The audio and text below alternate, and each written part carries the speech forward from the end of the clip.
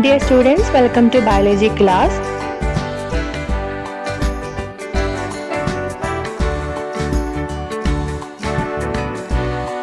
We are going to discuss chapter 2, Windows of Knowledge. In this chapter, we are going to study about sense organs and how they are helping us to sense. Which are the different sense organs? They are skin, eye, tongue, nose and ear. These sense organs help us to receive stimuli and to respond to the stimuli. You can see a newspaper report here. What is that? Earthquake victims rescued. So let us read that. In Kathmandu, rescued victims who got trapped in the collapsed buildings due to earthquake in the eastern regions of Kathmandu, the capital of Nepal. The rescue operation was difficult due to heavy rain and insufficient light. Specially trained dogs helped to detect the victims and save their lives during the crisis. So, what you understood from the news report? Did you notice the news? Why are dogs more capable than human beings in tracking the injured in such circumstances? So why dogs can smell more than human beings? There might be reason, right? We can read this paragraph. The number of receptors in the sense organ is different in different organisms. The surface of a postage stamp is enough to arrange the all olfactory cells in the nose of human being, but a large scarf is required to arrange the olfactory cells of a dog. So that means dogs are having more number of olfactory receptors. Olfactory receptors means the receptors which receive the particles of smell. So they can smell more better than human beings. Now you might have understood that the number of receptors influence the efficiency of sense organ. There are different types of receptors in our sense organ to receive stimuli. Let us see which are they. So how many sense organs we have? 5. Eye, ear, tongue, skin, nose. In all these sense organs they have receptors. In eye, photoreceptor. In ear, auditory receptor. In tongue, chemoreceptor. Skin has pain called touch receptors. Nose contain olfactory receptor. Which is the stimulus of eye? Light. Ear receive sound. Tongue receive different tastes. Skin receive pain called touch, etc. And nose receive smell. First sense organ eye. Eye is the major sense organ that helps the brain to evoke sensation. How are the eyes protected? Let us discuss that. Eyes are seen inside depressions in the skull called eye socket, and eyes are fixed in the orbit of the skull with the help of external eye muscle, and we have eyebrows, eyelashes, eyelids, etc. They will prevent dust particles, germs, etc. And there is a layer in our eye that is called a conjunctiva. It secretes mucus which protect the anterior portion of the eyeball from being dry. Conjunctiva will produce a mucus. This mucus will make our eye wet always. If our eye is dry, that is dangerous. Tears clean and lubricate the anterior part of the eyeball. Lysozyme, an enzyme present in tear, destroy the germs that enter the eyes. Tear contains lysozyme. Lysozyme will kill the germs, and also tear is cleaning and lubricating the anterior part of the eye. Let us see which are the different parts of eye. Our eye has 3 important layers. They are sclera, choroid and retina. Sclera is the outermost layer, choroid is the middle layer and retina is the inner layer. Now, sclera is having another parts also. In front part it is little bit bulged like this, and that portion is called a cornea. Understood? Now, above the sclera you can see certain structures that is called a conjunctiva. So which are the parts of sclera? Cornea and conjunctiva are the parts of sclera. Now second layer, choroid. Choroid has iris in front. So this is the iris, and there is a small opening called a pupil. So iris and pupil are the parts of choroid. Third layer, retina. Retina has 2 spots here. They are yellow spot and blind spot. This is the yellow spot and this is the blind spot. Okay. Now optic nerve is seen there. This is the nerve that carry impulse to brain, and this is the lens. Lens help us to pass the light. Lens is fixed there with the help of ciliary muscles and ligaments. There are two chambers in our eye. This is aqueous chamber, this is vitreous chamber. Aqueous chamber is small, vitreous chamber is bigger chamber. So these are the different parts of our eye. Layers of eye: sclera, choroid and retina. Sclera means the white outer layer which give firmness to the eye, made up of connective tissue. This is the white colored outer layer and it is giving firmness or strength to the eye. It is made up of connective tissue. And second layer, choroid, the middle layer which contain large number of blood vessels. It has large number of blood vessels. Third layer is retina, the inner layer which has photoreceptors. It contains certain cells called photoreceptors. Photoreceptors help us to see an object. And which are the parts of sclera? Cornea and conjunctiva. So cornea means the projected transparent anterior part of the sclera. What is its function? Refract or light rays to focus on the retina. It receives light rays. Light is focused later on the retina. So that is the function of cornea. Conjunctiva is the layer which cover and protect the front part of sclera except the cornea. It is covering and protecting the front part of the sclera except which part? Cornea. It is not seen in front of cornea. The parts of choroid: iris and pupil. Iris means the part of the choroid seen behind the cornea. It is seen behind the cornea. Presence of the pigment melanin gives the iris a dark color. It contains a pigment called melanin. So our eye is dark colored because of this pigment. Next layer, pupil. The aperture. Aperture means opening or hole seen at the center of the iris. It is seen at the center of the iris. The size of this aperture increases and decreases depending on the intensity of light. It is having the ability to decrease or increase according to the light. And next, layers of retina or parts of retina: yellow spot and blind spot. Yellow spot means the part of the retina where plenty of photoreceptors are present. Here more number of photoreceptors are seen. It is the point of maximum visual clarity. So we can see the image clearly in this spot. Blind spot means the part of the retina from where optic nerve begins. Here there is no vision because it doesn't contain what? Photoreceptors. Blind spot doesn't have photoreceptors. This part is called a lens. What are the features of lens? Elastic, transparent, convex, connected to ciliary muscle by thread-like ligaments. So this is elastic. That means it can change its size. Transparent, it allows the light to enter, and it is connected to ciliary muscle with the help of certain ligaments. Now ciliary muscle means what? They are circular muscles seen around the lens.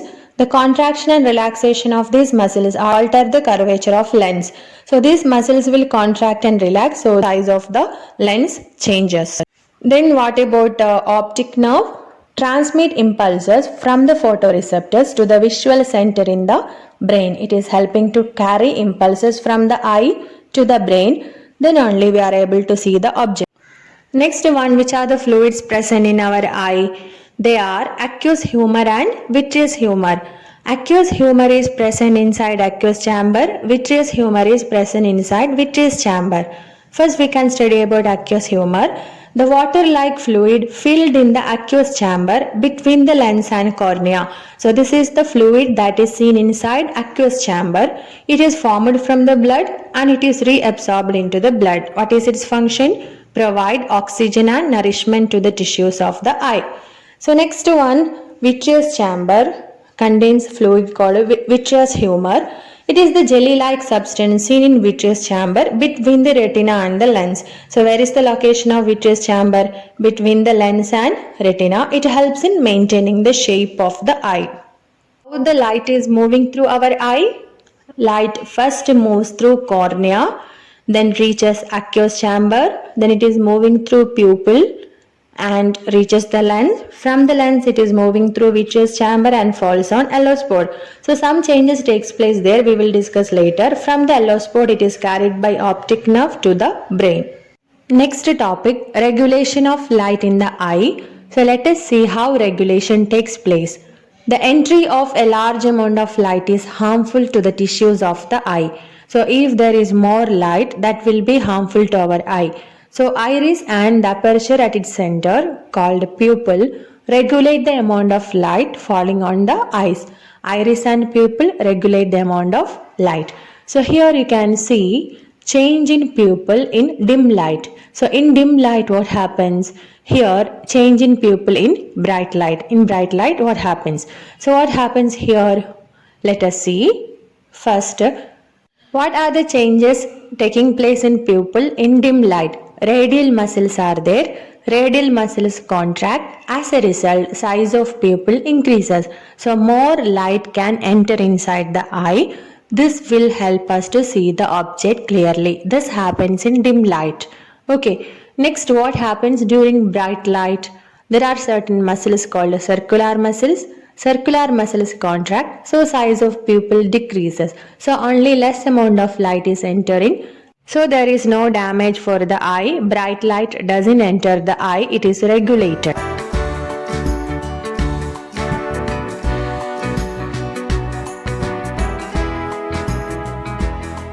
Next, formation of image. The curvature of cornea and the lens help light rays which reflect from an object to get focused on retina. So cornea and the lens help the image to get focused on which part? Retina. Then what are the peculiarities of image?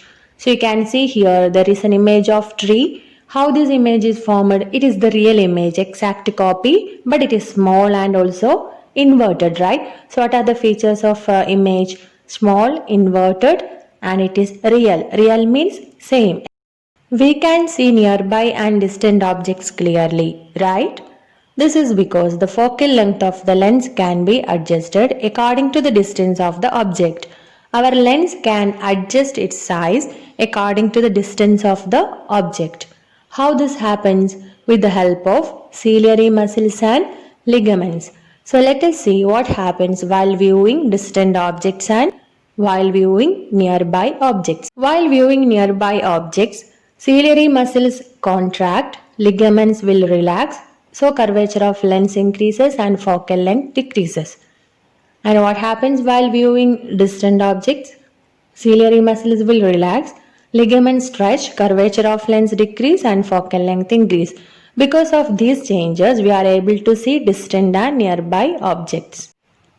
The ability of the eye to adjust the focal length of the lens by changing its curvature in accordance to the distance of the object from the eye and form the image on the retina is called the power of accommodation of the eye. So this ability of our eye is known as power of accommodation of the eye. So our eye is able to adjust the sizes. Observe the figure of eye. A small portion of eye is enlarged here. What you can see there? Different types of cell. So these are the two different types of cell. They are known as photoreceptors. So photoreceptors are seen on retina of the eye. So which are the photoreceptors? They are of two types. They are rod cell and cone cell. They help us in vision. Retina and photoreceptors. You might have understood that photoreceptors are present in the retina. Rod cell and cone cell are the photoreceptors in the retina. Rod cell are more in number than cone cell. So we have more number of rod cell than cone cell. So let us study their features. Rod cells contain the visual pigment called rhodopsin. In rod cell there is a pigment called rhodopsin. This pigment is formed from a protein named opsin and retinal, which is derivative of vitamin A. So rhodopsin is formed of retinal and opsin. Since they are activated even in dim light, we are able to see the objects in dim light. These cells cannot detect color. They help us to see the object in dim light. They cannot detect color. Understood? So they are helping us to see the object in dim light. And cone cells contain a pigment called photopsin. This is also called iodopsin. This pigment is also composed of what? Opsin and retinal. There are three types of corn cells. How many? Three types in our eyes, which help us to detect three primary colors of light, which are they? Red, green and blue. This diversity is due to difference in amino acids in the opsin molecule. So corn cell provide us with a color vision. Let us compare rod cell and corn cell. What is the pigment in rod cell? Rhodopsin. In corn cell, photopsin or iodopsin. Shape of the rod cell? Rod shaped. Corn cell?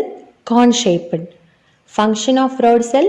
Dim light vision. Corn cell helps in color vision. We already discussed the flowchart of movement of light. So light moves through this pathway and finally falls on retina. After falling on retina, what happens? That is what we are going to study, the chemistry of vision. How are impulses formed in photoreceptors to make vision possible? So let us analyze this illustration. You can see here rhodopsin and photopsin. These are the pigments present in photoreceptors. Rhodopsin contains retinal and opsin. Photopsin also formed of retinal and opsin. So what happens in the presence of light? The pigments present in photoreceptors dissociate. Dissociate means they will break and separate. This chemical change leads to the formation of impulse. As a result, what is formed? Impulses are formed. These impulses are transmitted to the cerebrum through the optic nerve and this helps us in vision. So that is light moves through cornea, aqueous chamber, pupil, lens, vitreous chamber, falls on retina. So what happens in retina? The pigments. You know about pigments, right? They dissociate. As a result, what is formed? Impulses are formed. Impulses are carried by optic nerve to cerebrum, so we are able to see the object. Binocular vision. What is that? Aren't two images of the same object formed in our two eyes? But we see only one image of the object. How does this happen? That is, the image from two sides of the same object are formed in left and right eye. Understood? When these two images combine as a result of activities of the brain, a three-dimensional image of the object is formed. This type of vision is called what? Binocular vision. So we human beings are having which type of vision? Binocular vision. Next topic, eye defects and diseases. In your previous classes, you have already studied about some of the eye diseases like long sight, short sight, etc. Remember what is that? Here we are going to study about some other diseases that are affecting our eye. First one, night blindness.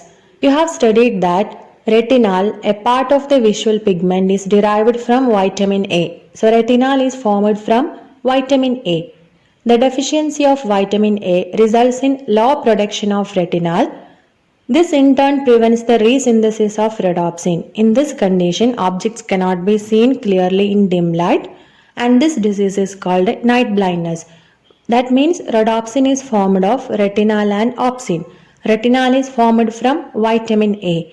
So if there is deficiency of vitamin A, retinal is not formed. If retinal is not formed, rhodopsin is not formed. So we are not able to see during dim light and that leads to night blindness. Second disease, xerophthalmia. If there is a prolonged deficiency of vitamin A, the conjunctiva and cornea become dry and opaque. There is prolonged deficiency of vitamin A. What happens to conjunctiva and cornea? They will become dry and opaque. This causes xerophthalmia and it leads to blindness. Now observe this figure. Are you able to identify the number given there? If you are able to identify, your eyes are perfect. If you are not able to identify, you might be suffering from color blindness. So what is color blindness? You are aware that retina contains corn cell which can detect red, green and blue colors. Some persons cannot distinguish green and red color due to defect of corn cell. So corn cell help us in color vision. If there is any defect in corn cell, we cannot see the color clearly. This condition is called color blindness. Can you guess why persons with color blindness are not selected for military or for jobs like that of a driver, pilot, etc.? Next disease, glaucoma. Aqueous humor is the fluid which nourishes the tissues in eyes. We already studied that, right? If the reabsorption of aqueous humor does not occur, it causes an increase in pressure inside the eyes. Pressure inside the eyes increases if aqueous humor is not reabsorbed. This causes damage to the retina and photoreceptor cell, that is rods and cones, and ultimately leads to blindness. This defect is called what? Glaucoma. It can be rectified by laser surgery. So this disease can be rectified by laser surgery. Glaucoma. Next disease, cataract. It is a condition in which the lens of the eye become opaque, resulting in blindness. Our lens is transparent, right? It allows the light to move. But if the lens become opaque, it may lead to what? Blindness. So this disease is called cataract. This can be rectified by replacing the lens with an artificial one through surgery. Next one, conjunctivitis. This is an infection of the conjunctiva. The causative organism may be bacteria, virus, etc. This disease is transmitted through contact and can be prevented by maintaining personal hygiene. So this disease is due to the infection of bacteria or virus, etc. So we have to keep personal hygiene to prevent this disease. So we understood that it is important to protect our eyes. But many problems arise due to excessive use of cell phone, computer, tablets, etc. This may cause many syndromes, diseases. So what we have to do for the protection of our eyes?